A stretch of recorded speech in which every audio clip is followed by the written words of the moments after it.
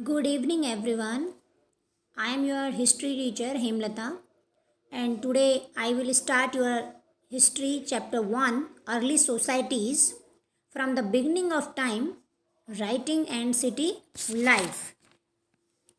In this section, we will read about two themes relating to early societies. The first is about the beginning of human existence from the remote past, millions of years ago.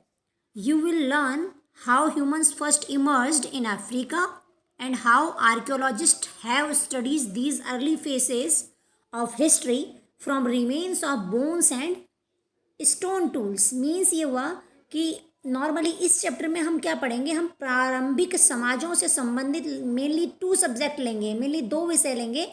First is, पहला जो है वो है बहुत पहले, यानी कि बहुत सुदूर या सुदूर अतीत में, relating too early societies means लाखों साल पहले मानव अस्तित्व की शुरुआत कैसे हुई थी, हम इसके बारे में पढ़ेंगे। उसमें आप ये पढ़ेंगे कि सबसे पहले अफ्रीका में जो मानव प्राणियों का प्रादुर्भाव हुआ वो कैसे हुआ, मानव प्राणी कैसे आए, और जितने भी आर्कियोलॉजिस्ट साइंटिस्ट हैं, वी कैन से कि जितने भी हिस्टोरियंस हैं, जितने भी इतिहासकार हैं, वो इन प्रारंभिक चरणों के बारे में हड्डियों और पत्थरों के औजारों के अवशेषों की सहायता से उन्होंने कैसे इसका अध्ययन किया, इसके बारे में इस अर्ली सोसाइटी चैप्टर में बताया जाएगा।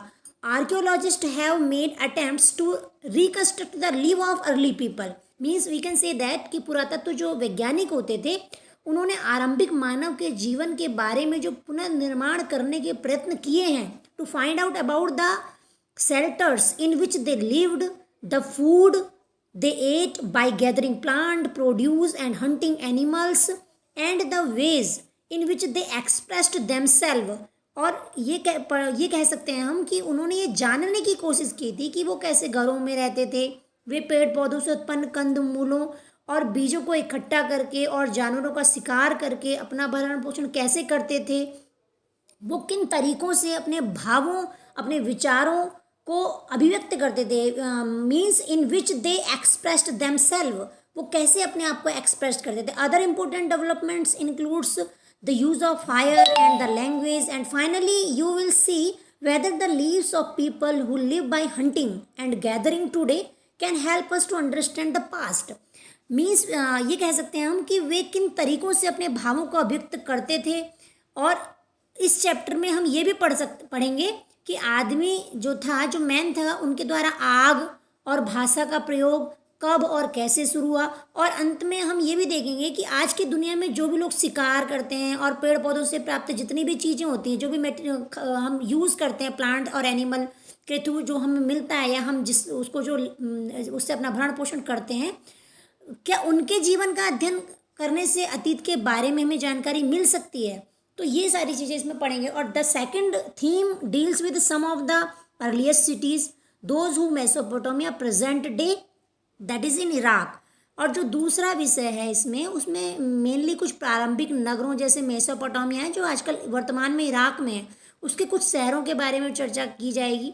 हम उसमें ये बताएंगे कि इन नगरों में विकास मंदिरों के आसपास हुआ था। Means these cities developed around temples and were centers of long distance trade, and archaeological evidence remains of old settlements and an abundance of written material are used to reconstruct the lives of the different people who lived there, like craft people, scribes, laborers, priests, kings and queens. तो we will all the things we will study या discuss here. दूसरे शब्दों में हम ये कह सकते हैं कि जो नगर थे उनका विकास मंदिरों के आसपास हुआ था। ये नगर जो थे दूर दूर के व्यापार का केंद्र थे, और जितने भी आर्कियोलॉजिस्ट हैं वो उनसे जो उनके जो साक्ष्य मिले हैं, यानी वी कैन से कि पुरानी बस्तियों के जो अवशेष और बहुत ज़्यादा पाए गए हैं जो अवशेष, उसमें जो लिखित सामग्रियों के आधार पर उस समय के भिन्न भिन्न लोगों, उस समय के शिल्पियों, लिपिकों, श्रमिकों, पुरोहितों, राजा रानियों, इनके सभी के जीवन के पुनर्निर्माण का जो है प्रयत्न किया गया है। ठीक है।